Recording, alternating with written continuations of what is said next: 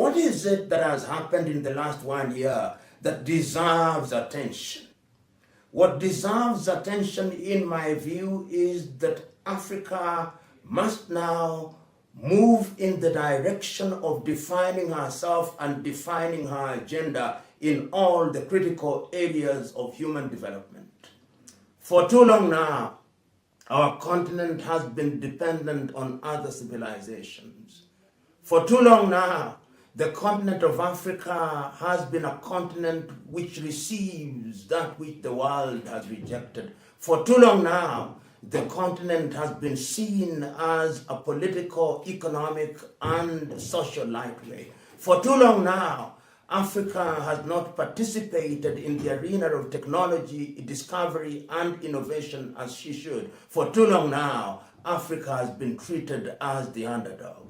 And I hold the view that when we are gathered here, those of you who are present physically and those of you who are present virtually, it is time for us to recognize that the long-term health of Africa not only requires but demands that the mother continent must now wake up to the reality that the world requires that we up the ante in all the critical areas that will see us catapulted to the orbit of human development. And I'm happy that I'm talking to you during a year when Africa, through its existing institutions, have come up with the Africa Continental Free Trade Area. The Africa Continental Free Trade Area tells us that in a few years' time, speaking to Africa Agenda 2063, all the Bismarckian borders that were imposed on us in the year 1884 and 1885 in Berlin will exist only for purposes of administration. That it will be possible for a person who is trading in Abuja to access the markets in Cape Town in South Africa and to move without let and hindrance from Cape Town in South Africa to Djibouti, and from Djibouti to move to Dakar, Senegal, and from Dakar, Senegal to move to Bangui in Central African Republic, and thereafter to move in Ouagadougou in Burkina Faso, as if we lived in one country. That is a monumental development which we ought to remind ourselves as being critical at this time. It is also not lost on me that during this year, Africans are beginning to talk about their involvement in the arena of innovation and invention. You know, ladies and gentlemen, as we are going through the pain of COVID, Africa has had to rely on other civilizations for the almighty vaccine. If we are not relying on the Chinese with their Sinopharm, we are relying on the Russians with their Sputnik. And if we are not relying on the Russians, we are relying on the British with their AstraZeneca. And if we are not relying on the British, we are relying on the Germans with their Pfizer. And if we are not relying on the Germans, we are relying on the Americans with their Johnson & Johnson and Moderna. How can it be that a continent which has produced so many great minds cannot be in the forefront of invention and discovery and execution if little Cuba can do it? Why shouldn't Africa be a continent that engages in these critical arenas that will change the lives of our people? It can be done and it must be done. And this is the occasion at which I'm putting it on the table that it behooves us to do it. You know, you will remember on the 27th day of April, the year 2001, Africa gathered in Abuja, Nigeria, and came up with the Abuja Protocol, under whose theme it was agreed that African countries do dedicate 15% of their budget to the health sector. COVID has now demonstrated to us that we did not. COVID has found us naked. COVID has exposed our health systems. COVID has exposed our economies. COVID has exposed the fragility of our societies. COVID has exposed the fragility of our societal cohesion. COVID has exposed the fragility of our aviation sector. COVID has exposed the fragility of our economies. COVID has found us out. And that is why, as I talk about the many things that we can do and must do, I'm also reminded that it is critical and necessary that African countries must now begin to engage in inventions and innovation beyond the medical field that I've talked about and go into different arenas.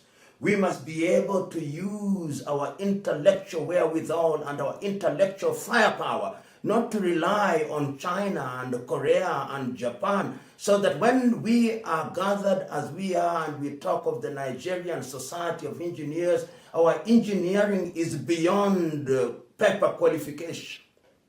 We must be civil engineers whose greatest claim to fame is that they can preside over the extension of road networks across Africa so that we can move with ease.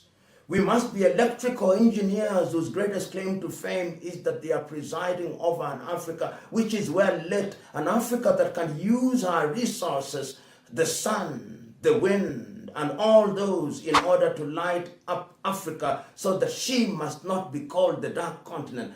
An Africa whose chemical engineers are present and will not rely on Italians and French to deal with our oil and will not be inviting Shell and ExxonMobil and Elf.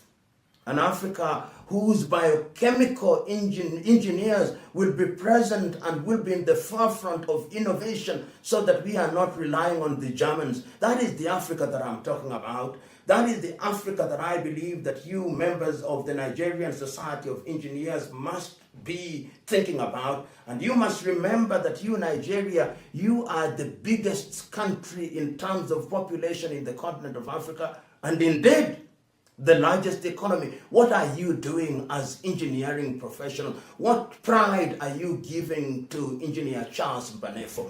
The time for romanticization is over. This is the time when we must go into the hard ground of reality and do the things that will change the continent of Africa. And you, ladies and gentlemen, will ask, why is this necessary? Why is invention and innovation necessary? We live in the age of technology. We live in the age of information. We live in the age where it is true that if we don't doubt, we can't think. I remember, even as I speak, those famous words of René Descartes when he says, dubito ego cogito, cogito ego sum. I doubt, therefore I think, therefore I am. And I'm inviting those of you who are present here that this is the time to think, and think in a manner that will inject practical activities in the life of the continent of Africa. Dear brothers and sisters, this continent can be great. This continent must be great. But this continent will only be great if she is able to discover within herself the things that will make our sons and daughters rise. You know, as I speak to you, behind me, there are the portraits of great Africans. The portrait of the Osagyefo Kwame Nkrumah, speaking in 1961.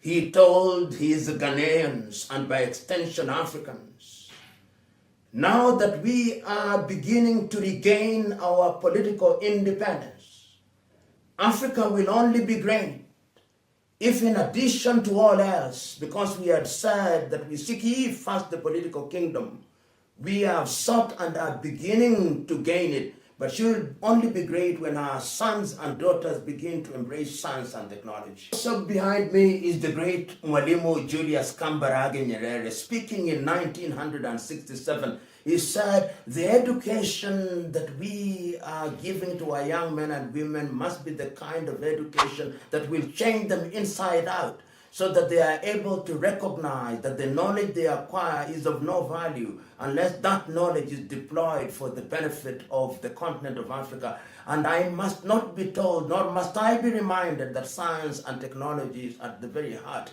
of that societal revolution.